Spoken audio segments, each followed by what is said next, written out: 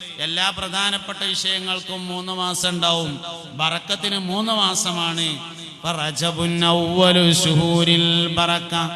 റജബ് മാസം ബറക്കത്തിന്റെ 1-ാം മാസമാകുന്നു.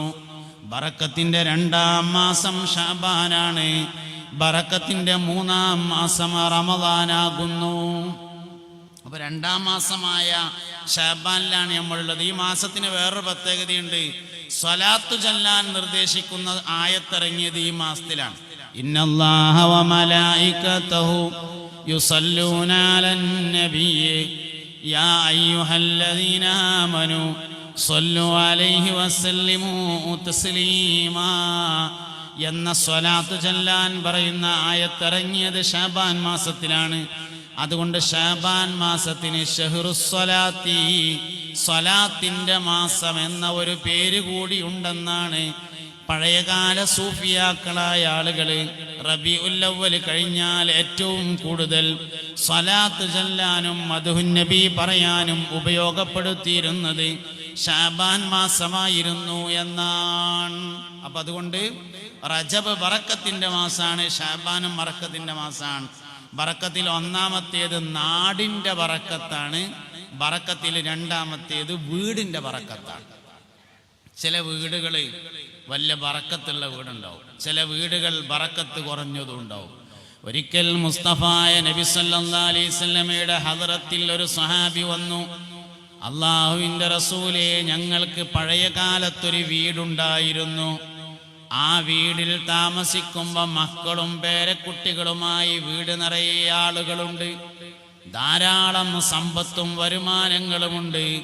പിന്നെ ഞങ്ങൾ ആ വീട്ടിൽ നിന്ന് താമസം ഒഴിവാക്കി മറ്റൊരു വീട്ടിലേക്ക് താമസം മാറിയപ്പോൾ മക്കൾ പേരക്കുട്ടികൾ ഓരോരുത്തരായി മരിക്കാൻ തുടങ്ങി. ഞങ്ങൾക്ക് സമ്പത്ത് നഷ്ടപ്പെടാനും തുടങ്ങി. നബിയെ, എന്താണ് ചെയ്യേണ്ടത്? പുന്നാര നബി സല്ലല്ലാഹു അലൈഹി വസല്ലമ തങ്ങൾ പറഞ്ഞു, നിങ്ങൾ ആ വീടിനെ ഉപേക്ഷിച്ചുകൊണ്ട് മറ്റൊരിടത്തേക്ക് താമസം മാറിക്കൊള്ളുക. വീട്ടിൽ ബറക്കത്തില്ലാതെയായി എന്ന് മനസ്സിലാവാൻ 2 അടയാളങ്ങളാണുള്ളതെന്നാണ്. 1-ാമത്തേത്, തുടരെയുള്ള മരണം ഒരു വീട്ടിൽ നടക്കുകയാണെങ്കിൽ ആ വീട്ടിൽ ബറക്കത്തില്ലെന്ന് മനസ്സിലാക്കാം.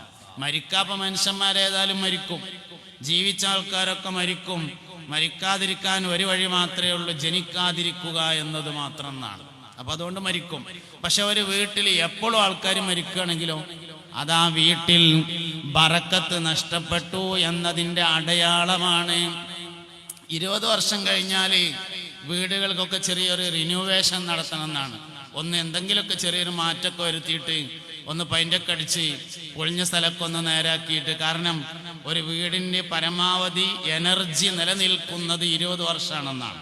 അപ്പോൾ 20 കൊല്ലം കഴിയുമ്പോൾ പെര മാറിപ്പോണമെന്നല്ല, ഒന്ന് നേരാക്കി ഒക്കെ ഒന്ന് പൊടിയൊക്കെ തട്ടി കേടുന്ന കൗക്കോലും പട്ടിയൊക്കെ ഒന്ന് മാറ്റി ഓടൊക്കെ ഒന്ന് ഇറക്കി കയറ്റി. പഴയ കാലത്തൊക്കെ എല്ലാ കൊല്ലം കെട്ടിമേഞ്ഞിരുന്നു, അതിനനുസരിച്ച് അവർക്ക് വർക്കത്തുണ്ടായിരുന്നു. അപ്പൊ ഒന്ന് പുതുക്കിയാൽ ഇരിക്കണ കസാലയിൽ തന്നെ അങ്ങനെ ഇരിക്കുമ്പോൾ കുറേ നേരം ഇരിക്കുമ്പോൾ ഒന്ന് മാറി ഇരിക്കുമ്പോൾ ഒരു ഉഷാർ കിട്ടും. അതേമാതിരി തന്നെ ഒന്ന് ഉഷാറാക്കി ഒന്ന് പെയിൻ്റൊക്കെ അടിച്ച് പൊളിഞ്ഞ ഭാഗമൊക്കെ ഒന്ന് നേരാക്കി കേടുന്ന പഴയ സാധനങ്ങളൊക്കെ ഒന്ന് പെറുക്കിങ്ങാണ്ട് തൂക്കി വിറ്റ് ഒക്കെ ഒന്ന് പുതിയത് വാങ്ങി. അങ്ങനെയൊക്കെയാണ്.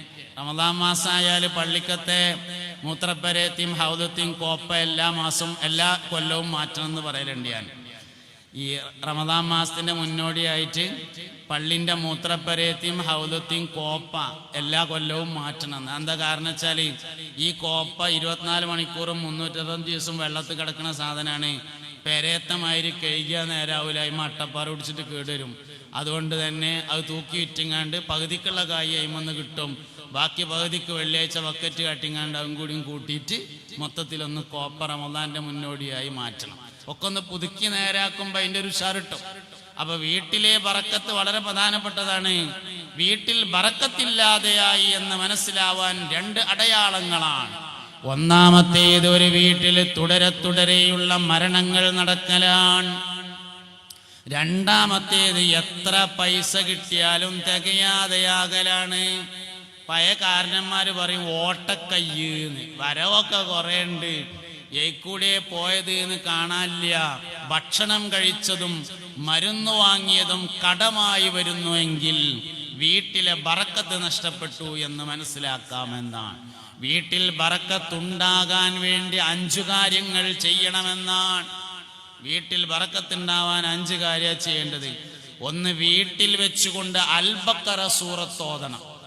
അൽ-ബഖറ സൂറത്ത് മുഴുവൻ ഓതുക എന്നല്ല പറഞ്ഞത്. മുഴുവൻ ഓതാൻ ഒരു ദിവസം ഒന്നും കഴിയില്ല. 2.5 ജുസ് ഏകദേശം ഉണ്ട്. 1 പേജോ 2 പേജോ ഒരു ദിവസം ഓതുക, അടുത്ത ദിവസം അതിൻ്റെ ബാക്കി ഓതുക. അങ്ങനെ വീട്ടിൽ അൽ-ബഖറ സൂറത്ത് ഓതണം. പഴയ കാലത്തൊക്കെ നമ്മളെ നാട്ടിൽ കുടിയോത്ത് എന്ന് പറഞ്ഞൊരു പരിപാടി ഉണ്ടായിരുന്നു. പള്ളിക്കന്ന് മല്ലാക്കാര് വീട്ടിൽ വന്നിട്ട് ഖുർആൻ ഓതും. അവർക്ക് ചായ കൊടുക്കും. കന്നിമാസത്തിൽ അവർക്ക് നെല്ല് കൊടുക്കും. അവരന്ന് ഓതിയിരുന്നത് 2 തരം ഓത്തുണ്ട്. ഒന്ന് ഹത്തം തീർക്കണ ഓത്തുണ്ട്, പിന്നൊന്ന് അൽ-ബഖറ സൂറത്ത് ഓതുന്ന ഓത്തുണ്ട്. അൽ-ബഖറ ഓതും. അൽ-ബഖറ അവസാനിച്ചാൽ ആമന റസൂലിന്റെ അവിടെയാണ് നിൽക്കുക. അങ്ങനെ കഴിഞ്ഞാലും തോരന്നിട്ട് അൽ-ബഖറ തലക്കെന്ന് തുടങ്ങും. അങ്ങനെ അൽ-ബഖറ സൂറത്ത് ഓതുന്ന ഓത്തുണ്ടായിരുന്നു. വേറൊന്ന് ഹത്തം തീർക്കുന്ന ഓത്തുണ്ടായിരുന്നു. അപ്പോ വീട്ടിൽ ബറക്കത്തുണ്ടാവാൻ ആവശ്യമായ ഒരു കാര്യം, വീട്ടിൽ അൽ-ബഖറ സൂറത്ത് ഓതണം. എന്താ അൽ-ബഖറ സൂറത്തിന്റെ പ്രത്യേകത? അൽ-ബഖറ സൂറത്തിൽ ബറക്കത്തുള്ള ഒരു പശുവിനെ പറ്റി പറഞ്ഞിട്ടുണ്ട് എന്നുള്ളതാണ് കാരണം. അൽ-ബഖറ എന്ന് പറഞ്ഞാൽ പശു എന്നാണ് അർത്ഥം. സൂറത്തുൽ ബഖറ എന്ന് പറഞ്ഞാൽ പശു അധ്യായം എന്നാണ് അതിന്റെ അർത്ഥം. എന്താ വലിയ സൂറത്തിന് പശു അധ്യായം എന്ന് പേരിട്ടാൻ കാരണം, അതിലൊരു പശുവിനെ കുറിച്ചുള്ള ചെറിയ ഒരു സൂചന പറഞ്ഞിട്ടുണ്ട്. സയ്യിദുനാ മൂസ നബി അലൈഹി ഇസ്ലാമിന്റെയും കാലഘട്ടത്തിൽ ജീവിച്ച ഒരു വാപ്പ തൻ്റെ മകന് വേണ്ടി നോക്കി വളർത്തിയ ഒരു പശുവിനെ കാട്ടിൽ കൊണ്ടുപോയി വിട്ടാക്കുകയും മകന് പ്രായപൂർത്തിയായപ്പോൾ ആ പശു തിരിച്ചു വരികയും അങ്ങനെ ആ പശുവിനെ പിന്നീട് അറുക്കുകയും ഒക്കെ ചെയ്ത ഒരു താരീഖ്, വളരെ ചുരുങ്ങിയ ഒരു സൂചന അൽ-ബഖറ സൂറത്തിൽ പറഞ്ഞിട്ടുണ്ട് എന്നതുകൊണ്ടാണ് ആ സൂറത്തിന് സൂറത്തുൽ ബഖറ പശു അധ്യായം എന്ന് പേര് ലഭിക്കാൻ കാരണം. വലിയ ബറക്കത്തുള്ള ഒരു പശു ആയിരുന്നു അത്. വാപ്പാനെയും ഉമ്മാനെയും നോക്കി മരിപ്പിച്ച കുട്ടിക്ക് നൽകിയ പശു എന്നതാണ് ആ പശുവിന്റെ ബറക്കത്തിന്റെ കാരണം എന്നൊക്കെ അവിടെ നമുക്ക് മനസ്സിലാക്കാൻ വേണ്ടി പറ്റും. അപ്പൊ അതുകൊണ്ട് ഒന്നതാണ്. രണ്ടാമത്തേത്, വീട്ടുകാരൻ സൂറത്തുൽ വാഖിയ ഓതണം എന്നതാണ് രണ്ടാമത്തെ കാര്യം. ഒന്നാമത്തേത് വീട്ടിൽ അൽ-ബഖറ ഓതണം എന്നാണ്. രണ്ടാമത്തേത് വീട്ടുകാരൻ സൂറത്തുൽ വാഖിയ ഓതണം. അത് എവിടുന്ന് ഓതിയാലും കുഴപ്പമില്ല. ആദ്യത്തേത് വീട്ടിൽ വെച്ച് ഓതണം. രണ്ടാമത്തേത് വണ്ടിന്ന് ഓതിയാലും മതി, പീടിന്ന് ഓതിയാലും മതി, ഗൾഫിൽ നിന്ന് ഓതിയാലും മതി, കന്നൂട്ടുമ്പോൾ ഓതിയാലും മതി, മരത്തമ്മ കയറുമ്പോൾ ഓതിയാലും മതി. പക്ഷെ സൂറത്തുൽ വാഖിയ രാത്രിയാണ് ഓതേണ്ടത്. മൻ ഖറഅ സൂറത്തുൽ വാഖിയ ഫീ കുല്ലി ലൈലത്തിൻ മറ ലം യജിദുഹു ഫാഖത്തുൻ അബദാ. ആരെങ്കിലും സൂറത്തുൽ വാഖിയ എല്ലാ ദിവസവും രാത്രിയിൽ ഒരു തവണ പാരായണം ചെയ്താൽ അവൻ ഒരിക്കലും ദാരിദ്ര്യം വരൂലാന്ന് അഷ്റഫുൽ വറാ ഹബീബുനാ റസൂലുള്ളാഹി സ്വല്ലല്ലാഹു അലൈഹി വസല്ലമ തങ്ങൾ പറഞ്ഞിട്ടുണ്ട്. മൂന്നാമത്തേത്, വീട്ടിൽ ചെറിയ കുട്ടികൾ ഉണ്ടാവണം എന്നാണ്. ചെറിയ കുട്ടികൾ ഉണ്ടായാൽ ബറക്കത്ത് കൂടുതലുണ്ടാവും. കുട്ടികൾ എന്ന് പറഞ്ഞത് എപ്പോഴും വലിയ ബറക്കത്തുള്ള വിഭാഗമാണ്. മുസ്തഫ നബി സല്ലല്ലാഹു അലൈഹി വസല്ലമ തങ്ങൾ കുട്ടികളെ കണ്ടാൽ തലയിൽ കൈവക്കൽ പതിവുണ്ടായിരുന്നു എന്ന് ബഹുമാനപ്പെട്ട ഇമാം തുർമുദി റളിയല്ലാഹു അൻഹു ശമാഇലിൽ ഉദ്ധരിച്ചിട്ടുണ്ട്. ചെറിയ കുട്ടികളെ കണ്ടാൽ പുന്നാര നബി സല്ലല്ലാഹു അലൈഹി വസല്ലമ തലയിൽ ഇങ്ങനെ കൈവെക്കും. നബി തങ്ങളുടെ തലയിൽ വെച്ച ഒരു കൈ കിട്ടിയതായിരുന്നു അനസ് ബിൻ മാലിക് റളിയല്ലാഹു അൻഹുവിന്. ചില മനുഷ്യന്മാര് വലിയ ബറക്കത്തുള്ള ആൾക്കാരുണ്ടാവും. ബറക്കത്തുള്ള മനുഷ്യന്മാർക്ക് ഉദാഹരണം പറയുമ്പോൾ പറയാറുള്ള ഒരാൾ സയ്യിദുനാ സൽമാനുൽ ഫാരിസി റളിയല്ലാഹു അൻഹു ആണ്. മറ്റൊരാള് മഹാനായ സയ്യിദുനാ അനസ് ബിൻ മാലിക് റളിയല്ലാഹു അൻഹു ആണ്. അനസ് റളിയല്ലാഹു അൻഹു 10 വയസ്സിൽ താഴെയുള്ള കുട്ടിയായിരിക്കുമ്പോൾ ഒരിക്കൽ തന്റെ എളാപ്പ മുസ്തഫായ നബി തങ്ങളുടെ ഹദറത്തിൽ കൊണ്ടുവന്നു. പുന്നാര നബിയെ, അനസ് മോന് വേണ്ടി നിങ്ങളൊന്ന് ദുആ ചെയ്യണമെന്ന് പറഞ്ഞു. നബി സല്ലല്ലാഹു അലൈഹി വസല്ലമ തങ്ങൾ അനസ് മോന്റെ തലയിൽ ഇങ്ങനെ കൈവച്ചിട്ട് അല്ലാഹുമ്മ ബാരിക് ലഹു ഫീ മാലിഹി വൗലാദിഹി, അല്ലാഹുവേ അനസ് മോന് മക്കളിലും മുതലിലും ബറക്കത്ത് ചെയ്യണേ അല്ലാഹ് ദോരുന്നു. സയ്യിദുനാ അനസ് റളിയല്ലാഹു അൻഹു 100 ചില്ലാനം വയസ്സ് ജീവിച്ചിരുന്നു എന്നും മഹാനവറുകൾക്ക് 100-ലധികം മക്കളുണ്ടായി എന്നും എല്ലാവരും ഹാഫിദീങ്ങളായിരുന്നു എന്നും മദീനയിൽ എല്ലാവരുടെയും ഈത്തപ്പനത്തോട്ടം വർഷത്തിൽ ഒരു തവണ കായ്ക്കുമ്പോ അനസ് റളിയല്ലാഹു അൻഹുവിന്റെ ഈത്തപ്പനത്തോട്ടം വർഷത്തിൽ 2 തവണ കായ്ക്കാറുണ്ടായിരുന്നത് കൊണ്ട് അനസ് റളിയല്ലാഹു അൻഹുവിന്റെ കയ്യിൽ ഇഷ്ടം പോലെ സമ്പത്തുണ്ടായിരുന്നു എന്നും 130-ാമത്തെ വയസ്സിലും സയ്യിദുനാ അനസ് ബിൻ മാലിക് റളിയല്ലാഹു അൻഹുവിന്റെ തലയിലെ ഒറ്റ മുടിയും നിരച്ചിട്ടുണ്ടായിരുന്നില്ല എന്നും താരീഖിലുണ്ട്. 10 വയസ്സിന് താഴെ പ്രായമുള്ളപ്പോൾ ഒരിക്കൽ പുണ്യ നബി സല്ലല്ലാഹു അലൈഹി വസല്ലമ തങ്ങള് തലയിൽ ഒന്ന് കൈവച്ചതായിരുന്നു അനസ് റളിയല്ലാഹു അൻഹുവിന്റെ ബറക്കത്തിന്റെ കാരണം. അപ്പോ നബി സല്ലല്ലാഹു അലൈഹി വസല്ലമ തങ്ങൾ കുട്ടികൾക്ക് വലിയ പ്രാധാന്യം കൊടുത്തിരുന്നു. അതുകൊണ്ട് കുട്ടികളുള്ള വീട്ടിൽ ബറക്കത്തുണ്ടാകുമെന്നാണ്. 3-ാമത്തെ കാര്യം, വയസ്സന്മാരുള്ള വീട്ടിൽ ബറക്കത്തുണ്ടാവുന്നതാണ്. വല്ലിപ്പാനെ നമ്മൾ തന്നെ നോക്കണം. വാപ്പ നമ്മളോട് തന്നെ നിന്നോട്ടെ, ഇമ്മ ഇവിടെ തന്നെ നിൽക്കുക നല്ലത്. പ്രായമായവരുള്ള വീട്ടിൽ ബറക്കത്തുണ്ടാവും.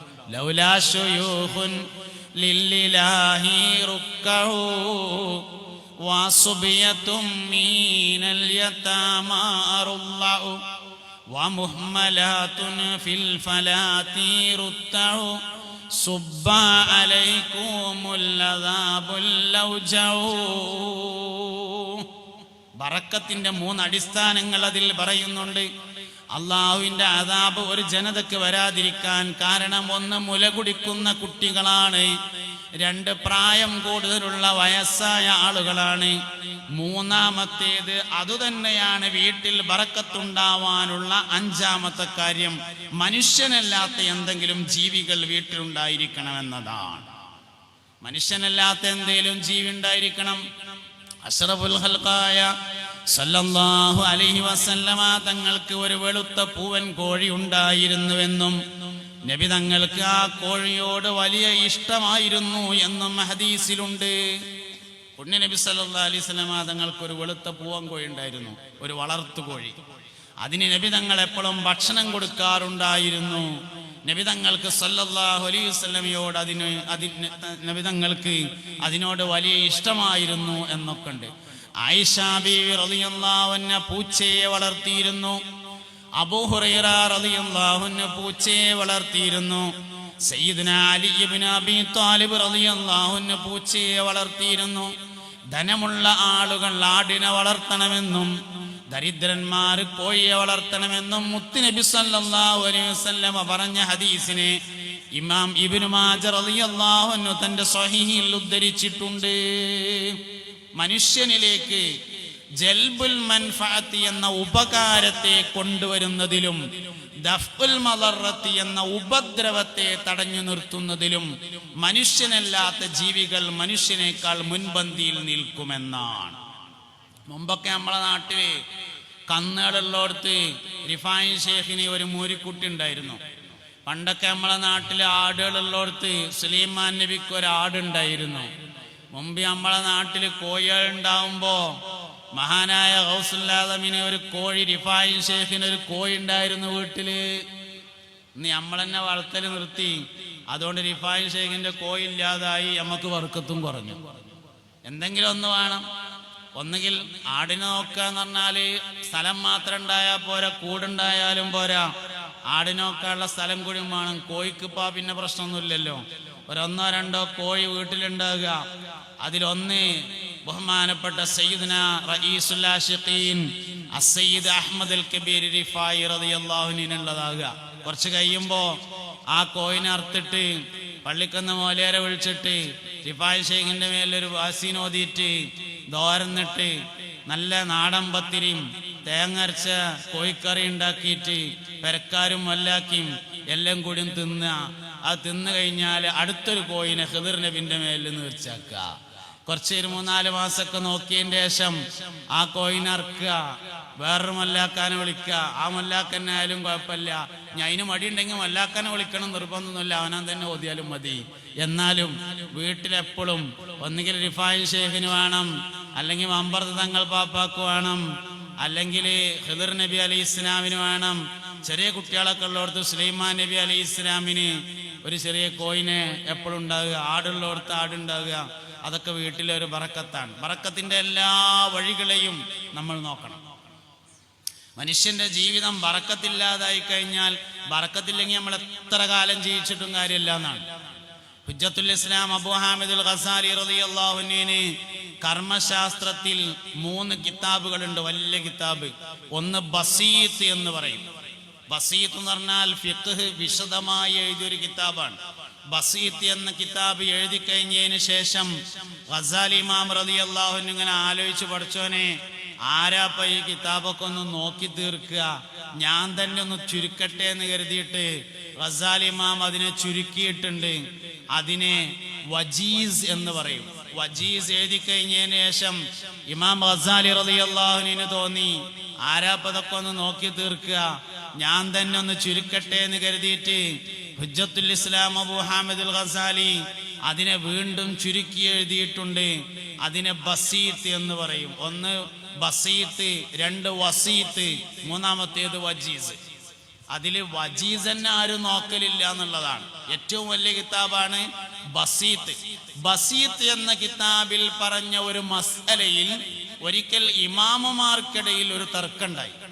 ഗസാലി ഇമാം റളിയല്ലാഹു അൻഹു ബസീത്ത് എന്ന കിതാബിൽ പറഞ്ഞ ഒരു മസ്അലയുമായി ബന്ധപ്പെട്ട് ഇമാമുമാർക്കിടയിൽ ഒരു തർക്കമുണ്ടായപ്പോ മഹാനായ സയ്യിദ്നാ ഇമാം നവവി റളിയല്ലാഹു അൻഹു പറഞ്ഞു, എത്രേ, ഗസാലി ഇമാം റളിയല്ലാഹു അൻഹുവിന്റെ ബസീത്തില് ഈ വിഷയത്തിന്റെ മസ്അല ഇങ്ങനെ തന്നെയാണ് പറഞ്ഞിട്ടുള്ളത്. കാരണം വഖത് ത്വലഅതുഹു 400 മറ, ഞാൻ ആ കിതാബ്, ഏത് കിതാബ് എന്നറിയാം, ഒരു മനുഷ്യന്റെ ജീവിതകാലം മുഴുവൻ നോക്കിയാൽ തീരാത്ത കിതാബാണ് ഗസാലി ഇമാമിന്റെ ബസീത്ത് എന്ന കിതാബ്. വഖത് ത്വലഅതുഹു 400 മറ, ഞാനത് 400 പ്രാവശ്യം തല മുതൽ അവസാനം വരെ നോക്കി തീർത്തിട്ടുണ്ടെന്ന് പറഞ്ഞ ഇമാം നവവി റളിയല്ലാഹു അൻഹുവിന്റെ വയസ്സ് 50 വയസ്സിന്റെ താഴെയാണ്. അതാണ് ആയുസ്സിലെ ബറക്കത്ത് എന്ന് പറഞ്ഞത്. ആയുസ്സിൽ ബറക്കത്ത് ഉണ്ടാവാൻ കുടുംബബന്ധം ചേർക്കലാണ് വേണ്ടതെന്ന് മുത്തുനബി പറഞ്ഞിട്ടുണ്ട് സല്ലല്ലാഹു അലൈഹി വസല്ലം. മൻ അഹബ്ബ യുബ്സത ലഹു ഫീ റിസ്ഖിഹി വയൻസഅ ലഹു ഫീ അസരിഹി ഫൽയസിൽ റഹിമഹു. ആരെങ്കിലും ആയുസ് ദീർഘമാവണമെന്നും ഭക്ഷണത്തിൽ വിശാലത ലഭിക്കണമെന്നോ ആഗ്രഹിക്കുന്നുവെങ്കിൽ അവൻ കുടുംബബന്ധം ചേർക്കട്ടെ എന്ന് ഷഫീഉൽ വറാ ഹബീബുനാ റസൂലുള്ളാഹി. ഭക്ഷണത്തിൽ വിശാലതയും ആയുസ്സിന്റെ ദീർഘവും ഉണ്ടാവാൻ കുടുംബബന്ധം ചേർക്കണമെന്നാണ്. കുടുംബബന്ധത്തിന്റെ ഉദാഹരണം മഹാനായ സയ്യിദുനാ യൂസുഫ് നബി അലൈഹിസ്സലാമാണ് എന്നാണ് താരീഖിന്റെ അയിമ്മത്ത് പറഞ്ഞിട്ടുള്ളത്. ജ്യേഷ്ഠന്മാരും അഞ്ചന്മാരും തമ്മിൽ മുണ്ടൂലെങ്കിൽ വലിയൊരുനാളും വെള്ളിയാഴ്ച ഒന്നായിട്ട് വന്നിട്ടും വാപ്പാനെ കാണാൻ പോകാത്തവരുണ്ടെങ്കിൽ 25-ാവും വെള്ളിയാഴ്ചയും കൂടിയും ഒന്നായിട്ട് വന്നിട്ടും കാരണവരെ പേരേക്ക് സലാം പറയാൻ പോകാത്തവരുണ്ടെങ്കിൽ യൂസുഫ് നബി അലൈഹി ഇസ്ലാമിന്റെ താരീഖ് വായിക്കണമെന്ന് താരീഖിന്റെ അയിമ്മത്ത് പറഞ്ഞിട്ടുണ്ട്. യൂസുഫ് നബിയുടെ താരീഖിന് ഒരു പ്രത്യേകത ഉണ്ട്. മഹാനായ സയ്യിദ്നാ യൂസുഫ് നബി അലൈഹി ഇസ്ലാമിനെ തന്റെ ജ്യേഷ്ഠന്മാര് കിണറ്റിലിട്ടു. അയിമ്മ വള്ളിമ്മ കൂടെ കയറിയിട്ട് മിസ്ർ പോയിട്ട് രാജാവാകാൻ വേണ്ടി ഇട്ടതല്ല, കൊല്ലാൻ വേണ്ടിയിട്ട് തന്നെയായിരുന്നു. മരണം ഉറപ്പുവരുത്താൻ വേണ്ടി കിണറ്റിലേക്ക് ഇട്ടതിന് ശേഷം മുകളിലൂടെ ഒരു കല്ലും കൂടി ഇട്ടിട്ടുണ്ടായിരുന്നു. പക്ഷേ സയ്യിദുനാ ജിബ്രീൽ അലൈഹിസ്സലാമിന്റെ സാന്നിധ്യമുള്ളത് കൊണ്ട് യൂസുഫ് നബി അലൈഹിസ്സലാം മരണപ്പെട്ടില്ല. മിസ്റിൽ നിന്ന് കച്ചവടം കഴിഞ്ഞ് നാട്ടിലേക്ക് മടങ്ങുന്ന മിസ്റുകാരായ കുറെ ആളുകൾ വെള്ളം കോരാൻ വേണ്ടി വള്ളികൾ ഏച്ചുണ്ടാക്കിയ കയറ് കിണറ്റിലേക്ക് ഇറക്കിയപ്പോ സയ്യിദുനാ ജിബ്രീൽ അലൈഹിസ്സലാമിന്റെ നിർദ്ദേശപ്രകാരം യൂസുഫ് നബി അലൈഹിസ്സലാം ആ കയറിൽ പിടിക്കുകയും അവിടെ നിന്ന് കയറിയിട്ട് കച്ചവടക്കാരുടെ അടിമയായി യാത്ര ചെയ്യുകയും മിസ്റിലെ മാർക്കറ്റിൽ കച്ചവടത്തിന് വെക്കുകയും കൊട്ടാരത്തിലേക്ക് വാങ്ങിക്കൊണ്ടുപോവുകയും ഒക്കെ ചെയ്ത വിശാലമായ താരീഖ്. ദീർഘകാലം ജയിലിൽ കിടന്ന് യൂസുഫ് നബി അലൈഹിസ്സലാം ജയിൽ മോചിതനായി പിന്നീട് രാജാവായി.